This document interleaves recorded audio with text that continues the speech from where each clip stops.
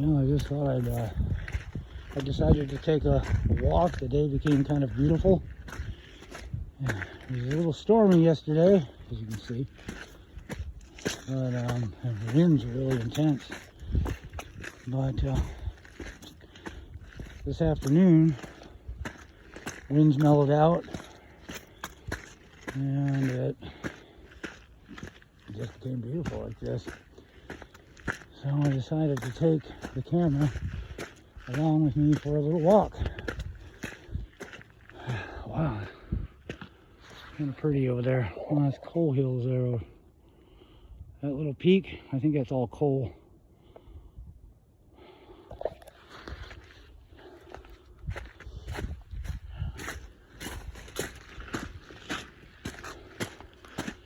Yeah, I'm getting pretty close to my... It's kind of pretty, huh?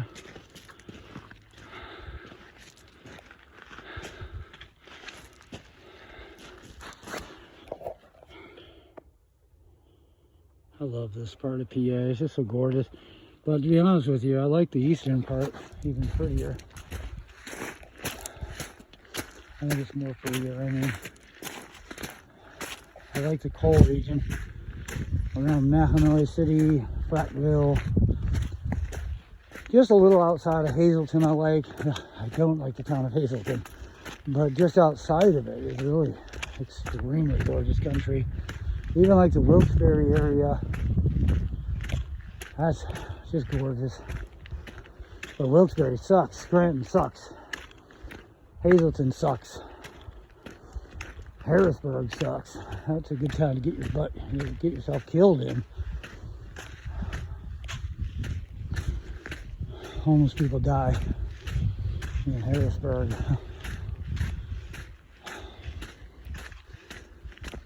And yeah, that's all on the eastern side of the state.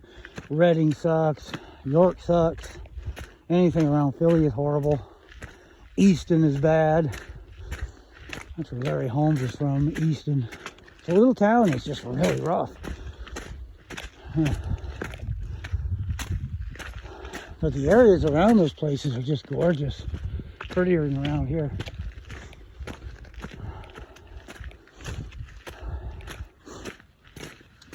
Pottstown, Pottsville, the Precious area. Pottsville or Pottstown, those are livable, barely. Like, but I wouldn't go to Reading. I wouldn't go to York. Lancaster. Although Lancaster draws the tourists who like the Amish communities that are just outside of Lancaster. The movie Girl Interrupted was filmed at the state hospital around Harrisburg. They kind of kept parts of it open. And the scene where, gosh, the girl that killed herself in the bathroom, that was filmed in Lancaster, her house. It was supposed to be in Massachusetts, but they filmed it here in PA. A little bit of movie trivia. But yeah, pretty soon, I mean, this month is going to go fast and I'm going to have to roll on. So, I had a homeless friend who I met years ago. He passed away. He was like 52 or 3 when he passed away. Probably about 8 or 9 years ago. He was a little older than me. I met him at a homeless shelter in Kingsport, Tennessee. We had a lot of laughs. He was a little hard-headed in his own way, but he was fun.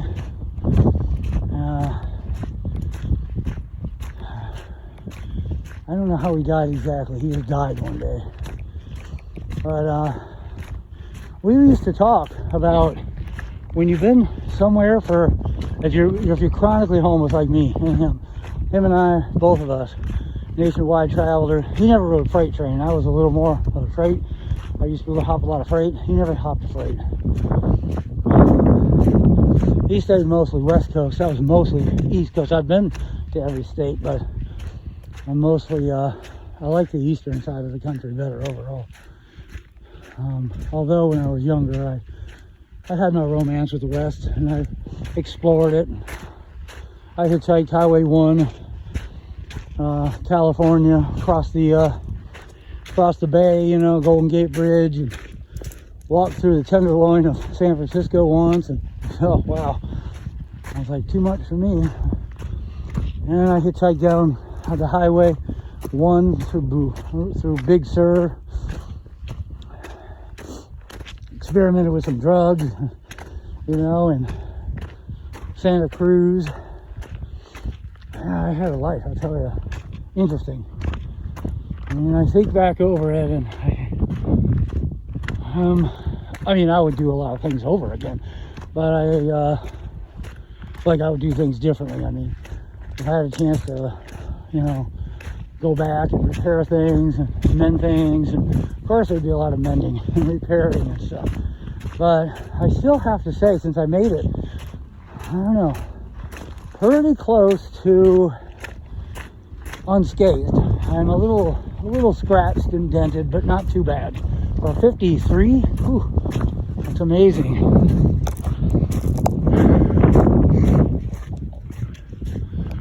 I hope that wind isn't drowning out the microphone. But yeah, I'm gonna be heading on the road in April. It could be somewhere on April 1st or 3rd or 4th or 5th. And I'm probably gonna be homeless again. The one thing that's on my mind is just homeless people. Very, very often you'll find that they, you know, we're talking chronic homeless like me, 52, 54, 56, usually something gets you. I mean, you can't dodge bullets forever, so to speak. I mean that figuratively. A lot of bullets and landmines and tripwires in life, you know, and you got to fight from trench to trench, you know, in this world. And unless there's a miracle, a small miracle to intervene, you know, there has been a lot of them in my life. Chances of me making it too much longer without something, you know, happening to change my life drastically, or, you know, take me out. My time is running out. I don't take it for granted, which is why I really am very serious about this spiritual path that I'm on. I'd like to be able to speak about this spiritual path that has helped me so much, like nothing else has. I've gone through a few different spiritual paths that led me ultimately to this one that I'm on. It's rather unusual, but it's a legit path, and it's probably the oldest biblical path that there would be that's known to man, you know.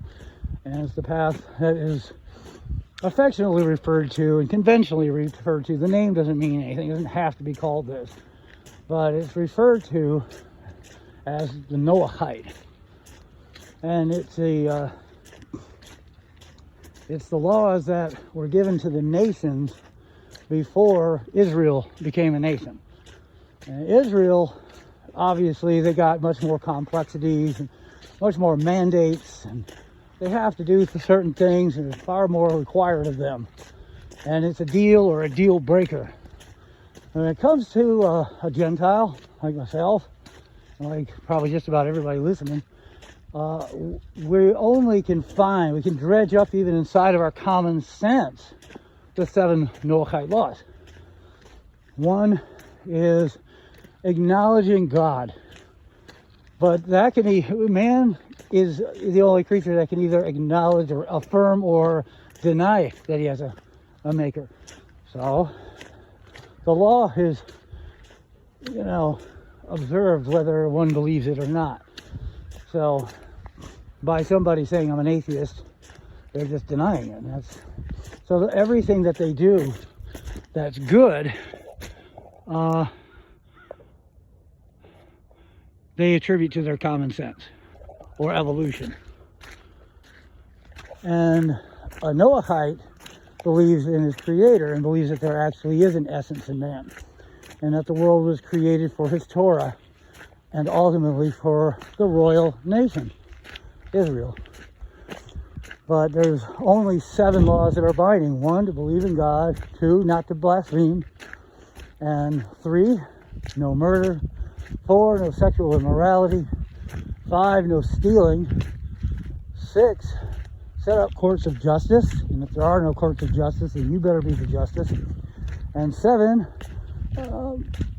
quick, no torture, clean kill of animals in reverence for their life. But there's applications to each one of those 7 laws, and they become more complicated, more interesting, and it can really glue a Gentile close to God. The reason I'm not a Christian, quickly, is because the fulfillment citations that the New Testament uses are not compatible to the clear reading of the text that they draw from, like the virgin birth of Matthew 1:23 claims that was predicted by Isaiah in chapter 7 verse 14, a virgin birth. You go back, the Christians corrupted the text, but not just that, there's the whole entire context of the text does not support it at all.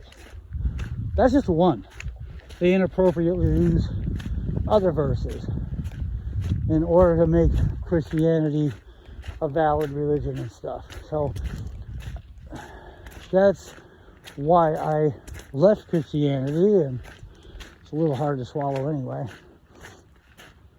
As a Noahide, if I found out that the Bible was full of BS and it was all made up, well, I'd still be a Noahide. I just have to kind of, backpedal on some of my concepts. I still believe that man has a creator. It turned out that the Bible wasn't exactly true. The greatest story ever sold, if you will. I'd still say that man has a creator. I'll just have to backpedal on some of my biblical concepts and just say, well, I still believe in the 7 Noahide laws. I just call it something else. So it really wouldn't affect me. If I was a Jew, I'd be out of business. Christian, if the Bible ain't right, then you're out of business. The Noahide, it doesn't matter. I mean, it'd be sad. Gosh, it's sort of pretty. But it wouldn't put my, faith on the rocks. I wouldn't shipwreck my faith.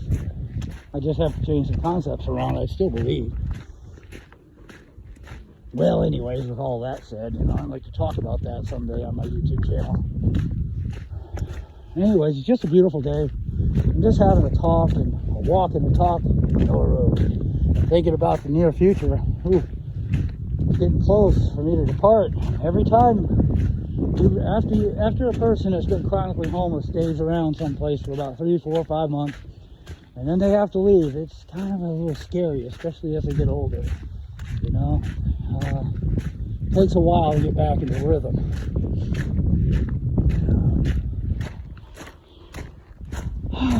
And I'm also, taking my mortality into consideration, because I notice a lot of people that are chronically homeless, they die around my age. So unless there's some miracles that kind of intervene, I might be, I'm running out of time.